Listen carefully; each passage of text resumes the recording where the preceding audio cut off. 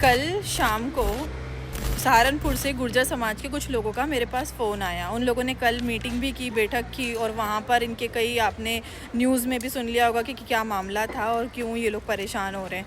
तो इन्होंने मुझे बताया कि क्या हो रहा है। देखो, उन्होंने बताया कि दीदी देखो, यहाँ पर इसके जो कुछ छुटभैया नेता जो इसने ये बिना जॉब के जॉबलेस लोग, इनके पास कोई नौकरी धंधे नहीं, कोई काम धंधा नहीं, इनको लगा रखा है लोगों के पीछे। कहीं पर भी कोई भी प्रकरण होता है, किसी भी तरह का कोई मामला होता है, वहाँ पर झूठे SC/ST एक्ट के मुकदमे लगवाते हैं और बड़ी डिमांड करते हैं, कोई 10 लाख की, कोई 20 लाख की, वटेवर, इस तरीके से लोगों को फंसाने की कि अगर तुम लोग यहाँ पर हमें जो भी मुआवजा है या इस तरह पैसे हमें नहीं दोगे तो हम तुम्हारे ऊपर खिलाफ केस करेंगे और तुम्हें फंसा देंगे। तो उन्होंने मुझे बताया कि इससे क्या हो रहा है, इससे कहीं ना कहीं समाज में नफ़रत फैल रही। और ये वो गुर्जर समाज है जिस गुर्जर समाज ने इसको सारा हर तरीके से सपोर्ट किया है, नोट से भी सपोर्ट किया, वोट से भी सपोर्ट किया, इसके साथ खड़े रहे। ये तो मैंने खुद अपनी आंखों से देखा, नोएडा में इसका इतना बड़ा सम्मान कराया, इसके लिए नगीना में बैठक की। और देखो, हर समाज में कहीं ना कोई गद्दार और कोई ना कोई होते ही दलाल हैं। तो इनकी भी समाज का दलाल है वो, जो इसकी पार्टी में इसके साथ है, महासचिव बना हुआ, लेकिन समाज के लोग परेशान हो रहे हैं। वहाँ पर उन लोगों को सुनने नहीं जा रहा, उनको पूछने नहीं जा रहा है कि आप क्यों परेशान हो रहे हो। अब ये जो प्रकरण आते हैं इस तरह के, जिसमें SC/ST एक्ट का दुरुपयोग किया जाता है, इससे दोनों तरह से हमारा नुकसान हो रहा है। पहला कि अगर इस तरह के झूठे मुकदमे सिर्फ पैसों के लालच में अगर दर्ज किए जाएंगे तो जिन लोगों के ऊपर सही में इस तरह की कोई घटना होती है उन लोगों के ऊपर कोई भरोसा नहीं करेगा। तो इस एक्ट की कोई महत्व ही नहीं रह जाएगा और सबको लगेगा कि ये दलित समाज के लोग सिर्फ पैसे मांगने के लिए, और इनको कोई प्रॉब्लम नहीं है, ये लोग सिर्फ इसलिए करते हैं। तो इससे जो लोग सच में पीड़ित हैं उन लोगों का नुकसान होगा और ये हमारे परिवारों का नुकसान होगा। अब दूसरा, इसमें जिन लोगों को प्रताड़ित किया जा रहा है वो लोग कहीं ना कहीं इसका विरोध करेंगे और दोनों समाज के बीच में रंजिश, दुश्मनी पैदा होगी। लोग एक दूसरे के साथ उठना बैठना बंद कर देंगे, लोग एक दूसरे को काम देना बंद कर देंगे और डरेंगे कि हमें ऐसा ना हो कि SC/ST के झूठे मुकदमे में फंसा दिया जाए। अब इसको ये बात समझ में नहीं आ रही है कि कहाँ ये लोग, इसके जो छुटभैया नेता। अब मैं एक और चीज़ देख रही हूँ कि ये 2 कौड़ी के इनके घर में, इनके घर के डब्बे में आटा नहीं होगा। इनकी औकात इतनी हो गई है कि 2 साल के अंदर ये लोग स्कॉर्पियो खरीद रहे हैं, सबको ब्लैक स्कॉर्पियो। मैं देख रही हूँ कि कोई इसकी फलाने की स्कॉर्पियो आ रही है, इसकी आ रही है, और सारे इसके कार्यकर्ता जिनकी औकात नहीं थी, जो 10,000 रुपये कमाने लायक नहीं है, वो कहाँ से ला रहे हैं?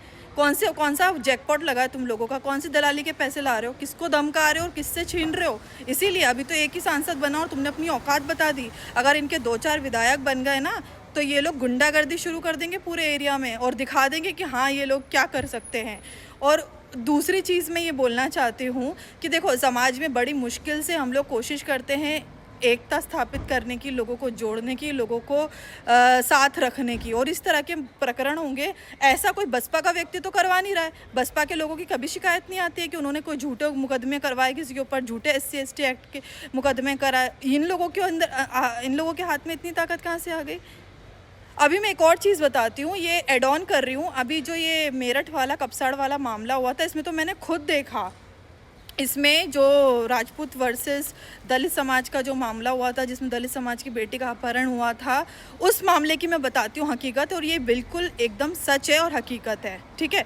इसमें इन लोगों ने क्या किया, जाटव कम्युनिटी के लोगों से पैसे उगाना शुरू किया कि हम उस परिवार की मदद करेंगे, क्योंकि अतुल प्रधान जी ने वहाँ पर आर्थिक रूप से मदद की थी। उसके पिक्चर्स भी हम सब ने देखा था। और ये चीज़, और इसने भी कहा कि देखो, हमारी पार्टी की तरफ से, हमारे लोगों की तरफ से भी।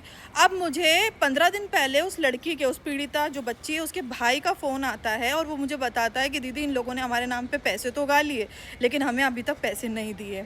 तो और इन्होंने मुझे नाम भी बताया था कि किसके पास पैसे हैं, क्या है। तो फिर मैंने एक लड़का है जो मेरठ में है, इसी के साथ में काम करता है, उसका नाम है संजय हरित।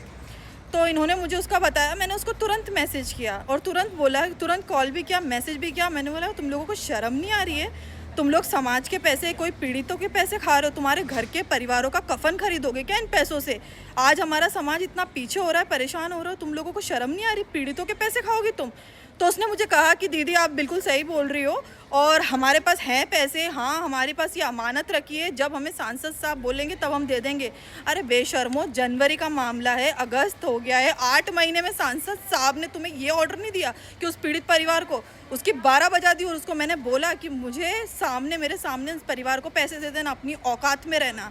तो वो इतना डर गया, वो मेरे को मैसेज पे मैसेज कर रहा है, आपको किसने बताया, हमें ऐसा नहीं हूँ, मैं बिक जाऊँगा, ये नहीं करूँगा, वो नहीं करूँगा। अरे थोड़ी तो शर्म कर लो, अपने खानदानों के कफन खरीदोगे क्या? तुम्हारे परिवार का, तुम्हारे बच्चों की, तुम्हारी औलादों के, दलित समाज के पीड़ितों के परिवारों के पैसे खा के बेशर्मो। कितना परेशान करके रखा है तुम लोगों ने समाज को। मैंने गुर्जर समाज के लोगों को ये विश्वास दिलाया। कल मेरी वीरेंद्र गुर्जर जी से भी बात हुई और मैंने उनको कहा है कि मैं खुद आऊँगी। उन्होंने कहा कि बेटा आना यहाँ पर, हम लोग आपके साथ हैं और हम लोग इनसे बहुत परेशान हो चुके हैं। क्या चाहते हो, कितनों को मरवाओगे, कितनों से दुश्मनी करवाओगे? तुम्हारा नेता फट्टू एक नंबर का खुद तो Y+ सुरक्षा में घूम रहा है, उसको समाज की बहन बेटियों की तो सुरक्षा नहीं, खुद को टाइपेड बंगला चाहिए, 200 करोड़ का बंगला चाहिए, उसमें रह रहा है सिक्योरिटी में।